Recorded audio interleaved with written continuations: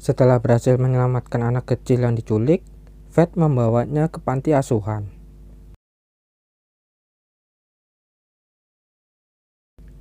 Keesokan harinya, sesuai janji, Fred datang ke tempat kediaman Roxy Hart. Di situ, Fred disambut langsung oleh Roxy yang berpakaian biasa. Fred yang biasanya melihat Roxy dengan pakaian armor, justru kali ini Fred dibuat terdiam dengan kecantikan Mbak Roxy. Fred terus terang dengan isi pikirannya yang membuat Roxy dere-dere. Kemudian mereka berdua mengunjungi makam ayah Roxy. Ayah Roxy terkenal sebagai kesatria suci terhebat yang menolong warga di daerah Galia, tempat di mana iblis berkuasa. Setelah itu, Fred bekerja sesuai janjinya dengan Roxy sebagai pelayan keluarga Hart.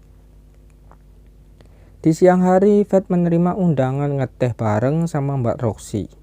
Tapi di perjalanan, Fred merasakan lapar yang tiada hentinya walaupun Fred baru saja makan. Tapi rasa lapar yang dialaminya berasal dari skill glutoni. Akibatnya, Fred jatuh pingsan pas mereka berdua sedang ngeteh bareng.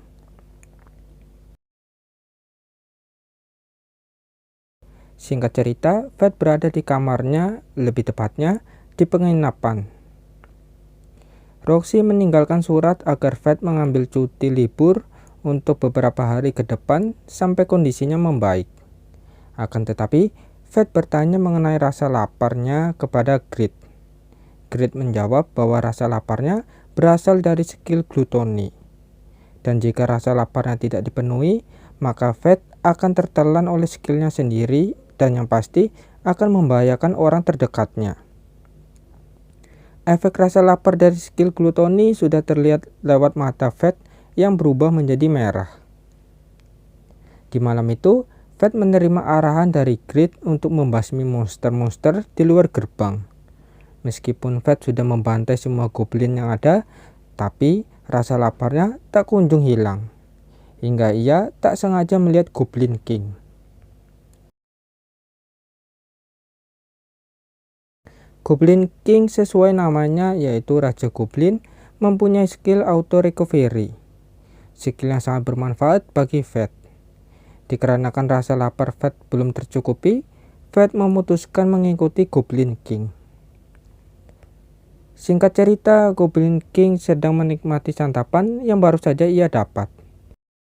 Tanpa membuang kesempatan emas, Fred menyerang Goblin King dari belakang. Serangan Fred berhasil membuat Goblin King kehilangan satu tangannya.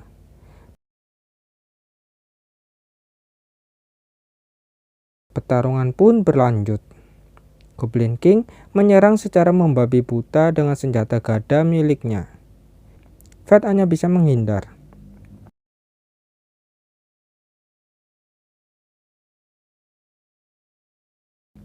Lalu, Grit berkata bahwa gada milik musuh tidak ada apa-apanya baginya. Alhasil, sesuai arahan Grit, Fred menyerang dari arah depan dan berhasil membunuh Goblin King.